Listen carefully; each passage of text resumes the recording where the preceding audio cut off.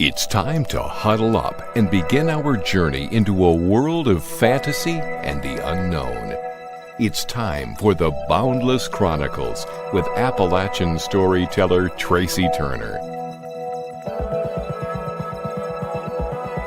Way back in the deep woods around these here parts, there lived a scrawny old woman who had a reputation for being the best conjuring woman in Kentucky. With her bedraggled black and gray hair and her funny eyes, one of them was yaller and the other was green, and her crooked old nose. Old Betty was not a pretty picture, but she was the best that there was at fixing what ailed a man, and that was about all that counted. Well, old Betty's house was full of herbs and roots and bottles filled with conjuring medicine. The walls was lined with odd-looking books, brimming with magical spells.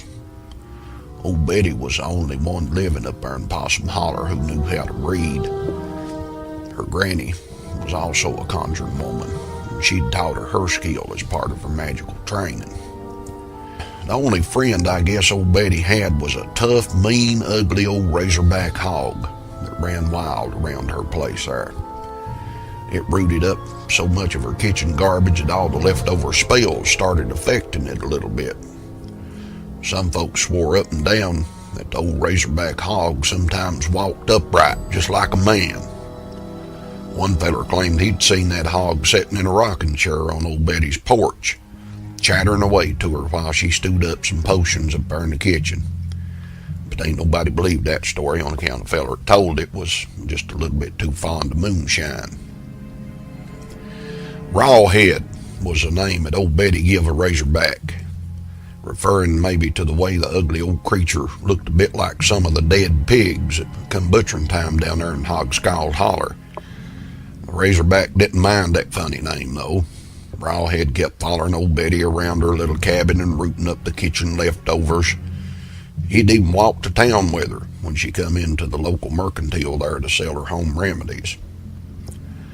Well, folks in town got so used to seeing old Rawhead and Betty around town, it looked mighty strange one day around hog driving time when old Betty came to the mercantile without him. "Where's Rawhead?" the owner asked as he accepted her basket full of home remedy potions. The liquid in the bottle swished around there in a pretty manner as old Betty said, "I ain't seen him today. I ain't seen him and I'm worried about him. Have you seen him here in town?" "Ain't nobody seen him here today. They'd have told me if they did," the mercantile owner said. "But we're going to keep a lookout for you. We'll let you know if we see him." "Well, that's mighty kind of you. If you see him, tell him come home straight away," old Betty said. The mercantile owner nodded as he handed her over her weekly pay money. Well, old Betty fussed herself all the way home. It wasn't like Rawhead to disappear like that, especially not the day they went to town. The man at the mercantile always saved the best scraps for the mean old razorback hog, and Rawhead never missed a visit. When the old conjuring woman got home, she mixed her up a potion. She poured it out there on a flat plate. "Where's that old hog got to?" she asked the liquid. It clouded over and then a bunch of pictures formed up there. First old Betty saw the good-for-nothing hunter that lived over the next ridge there sneaking around the forest, rounding up razorback hogs that didn't belong to him. One of the hogs was Rawhead. Then she saw him taking the hogs down to Hogscald Holler where the folks from the next town was a-slaughtering up their razorbacks. Then she saw her hog, Rawhead, slaughtered with the rest of the pigs and hung up there forgotten. The final picture in the liquid was a pile of bloody bones that had once been her hog, and his scraped clean head laying with the other hogs' heads in a big old pile there. Old Betty was fit to be tied by the death of her only friend. It was murder to her, plain, pure, and simple. Everybody in 3 counties knew that Rawhead was her friend, and that lazy hog-stealing, good-for-nothing hunter on the ridge is going to pay for slaughtering him. Now, old Betty tried to practice white conjuring most of the time, but she knew the dark secrets too. She pulled out an old secret book her granny'd give her a long time ago and turned to the last page. She lit several candles and put them around the plate containing the liquid picture of Rawhead and Bloody Bones, and then she started to chant, "Rawhead and Bloody Bones, Rawhead and Bloody Bones, Rawhead and Bloody Bones."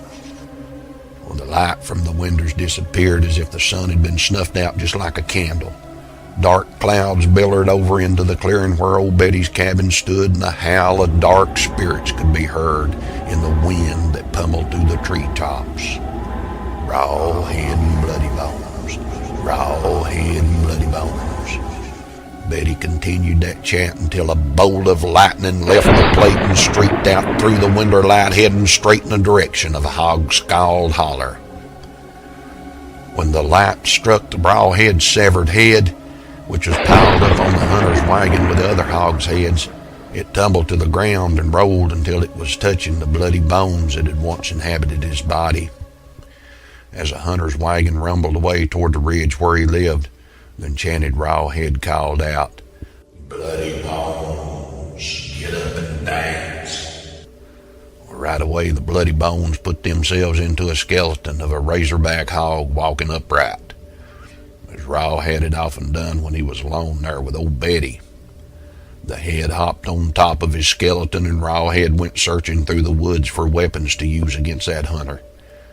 He borrowed the sharp teeth of a dying panther, the claws of a long-dead bear, and the tail of a rotten old coon, and put them over his skinned head and Bloody Bones. And then Rawhead headed up a track toward the ridge, looking for the hunter who'd slaughtered him. Rawhead slipped past the thief on the road and slid into the barn where the hunter kept his horse and wagon. Rawhead climbed up into that loft and waited for the hunter to come. It was long about dusk when the hunter drove into the barn and unhitched his horse. The horse snorted in fear, sensing the presence of Rawhead up there in the loft.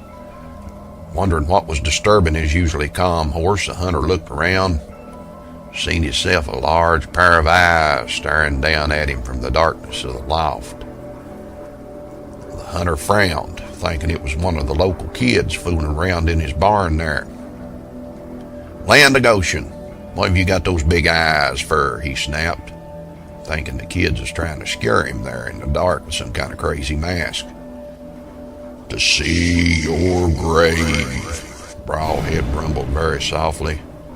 The hunter snorted irritably and put his horse into the stall. "Very funny, ha ha," the hunter said. When he came out of the stall, he saw Rawhead had crept forward just a little bit further. He could see his beady old glowing yaller eyes and his bare claws. "Land of Goshen, what you got those big claws there for?" he snapped. "You look ridiculous." "To dig your grave," Rawhead said softly in his voice as it rumbled and raised the hairs on the back of the hunter's neck. He stirred uneasily, not sure how the kid in his loft could have made such a scary sound, if it really was a crazy kid. Well, feeling a little bit spooked, he hurried to the door and let himself out of the barn. Rawhead slipped out of the loft and climbed down the side of the barn behind him. With nary a rustle to reveal his presence, Rawhead raced through the trees and up the path to a large moonlit rock. He hid up there in the shadows of the huge stone so that the only thing showing was his gleaming yaller eyes, his bare claws, and his coon tail. When the hunter come level with the rock on the side of the path, he gave a startling yelp. Staring at Rawhead, he gasped, "Well, you nearly knocked me right out of this place here, you crazy kid. Land of Goshen, what have you got that crazy tail for?" "To sweep your grave with," Rawhead boomed, his enchanted voice echoing through the woods, getting louder and louder with each echo. The hunter took to his heels and ran for his cabin. He raced past the old well house, past the wood pile, over the rotten fence into his yard, but Rawhead was faster.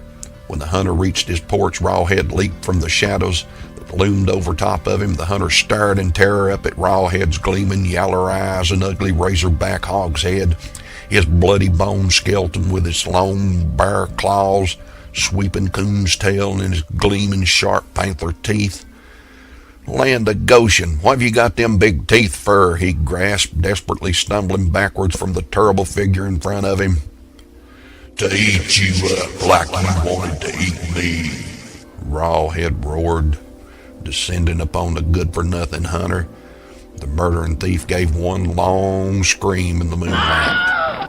And then there was silence and the sound of crunching. Nothing more was ever seen or heard of the lazy hunter who lived up there on that bridge. His horse also disappeared that night. But sometimes folks would see Rawhead roaming through the forest in the company of his old friend Betty. And once a month, on the night of the full moon, Rawhead would ride the hunter's horse through the town, wearing the old man's blue overalls over his bloody bones with a hole cut through it for his coon's tail. In his bloody, bare-clawed hands, he carried his raw, razorback hog's head, lifting it high against the full moon for everybody to see. They say old Rawhead and Bloody Bones still runs through these woods up here in Kentucky. You believe me, don't you?